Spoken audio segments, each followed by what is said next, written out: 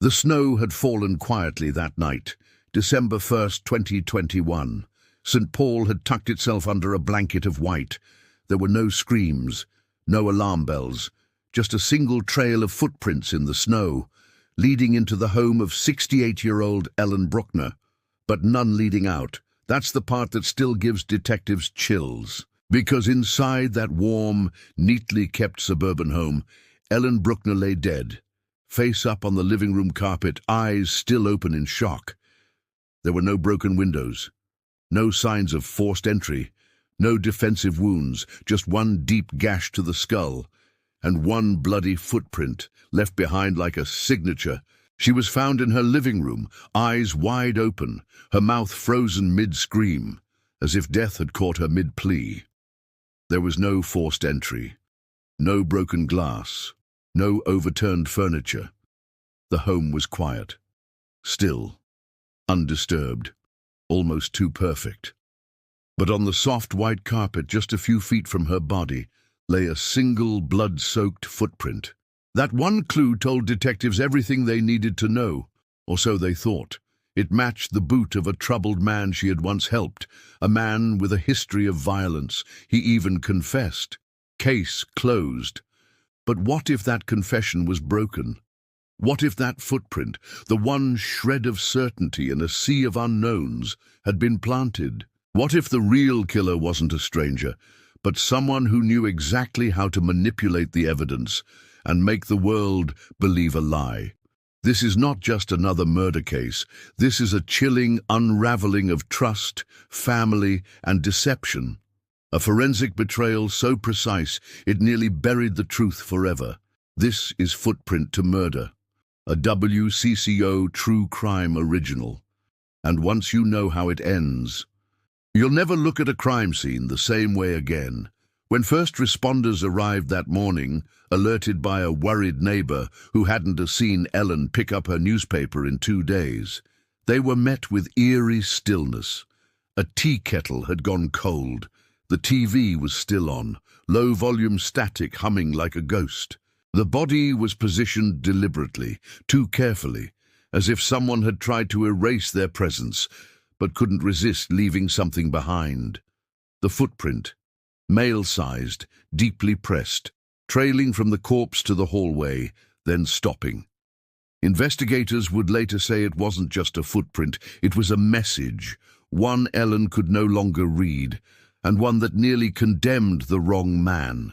She didn't deserve this. But someone thought she did. Ellen was a retired schoolteacher, loved birds, puzzles, and volunteering at the local shelter. She was described by friends as gentle, faithful, and always watching out for others. But everyone has shadows, and Ellen's began to appear the deeper police dug. Her only son, David Bruckner, hadn't spoken to her in nearly a year. They'd had a falling out after her husband's passing. One neighbor whispered, something about money, something about trust.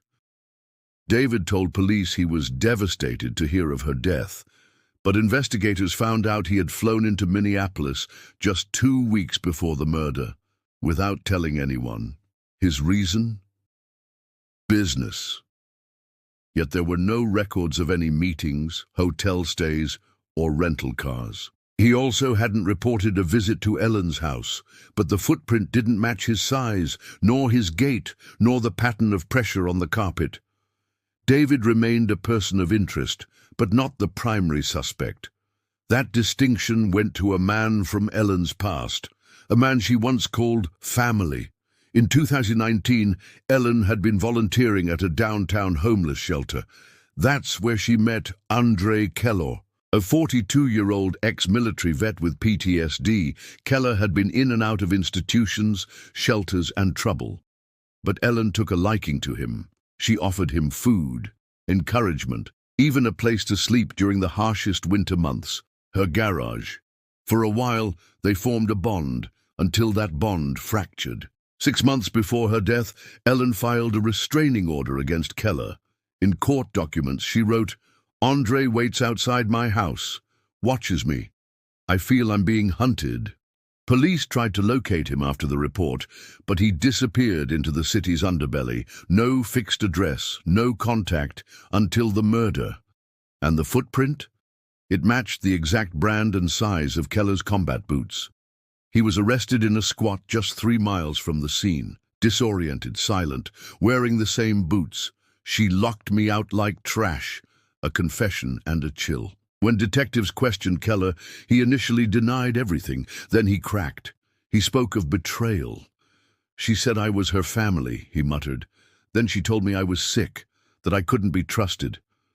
He admitted to visiting her house, trying to talk. He said she screamed, slammed the door, called him dangerous. "I didn't kill her out of rage," he said, eyes staring into nothing.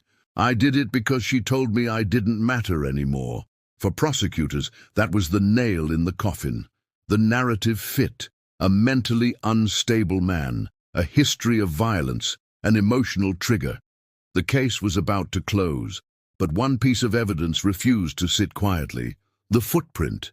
In a final pre-trial forensic review, analysts noticed something odd. The footprint was too clear, too centered, too precise.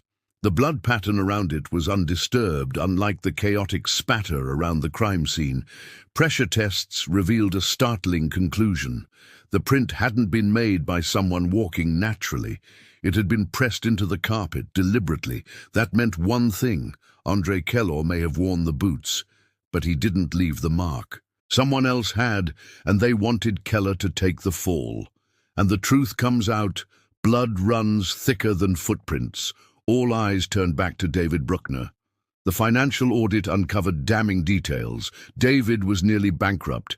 Creditors were circling. His mother's estate, worth nearly $1.5 million. But Ellen had recently updated her will, leaving everything to a literacy non-profit. David was completely written out. That updated will had never been signed. Investigators found the unsigned draft in her desk, with David's fingerprints on the folder. And behind the boiler in the basement, Andre Kellor's spare boots. A pair David had bought for him years earlier, during one of his brief volunteer stints. Faced with mounting evidence, David finally confessed. He hadn't meant to kill her, he claimed, just scare her, confront her, make her see how much he needed the money. But things spiraled. She panicked. He panicked harder. The blow to the head, he said, was an accident. So he staged the scene, took Andre's boots, pressed them into the carpet, then vanished into the snow. A mother's love. A son's betrayal. Ellen Bruckner once saved a man from the streets, only for her own flesh and blood to try and destroy that man to save himself.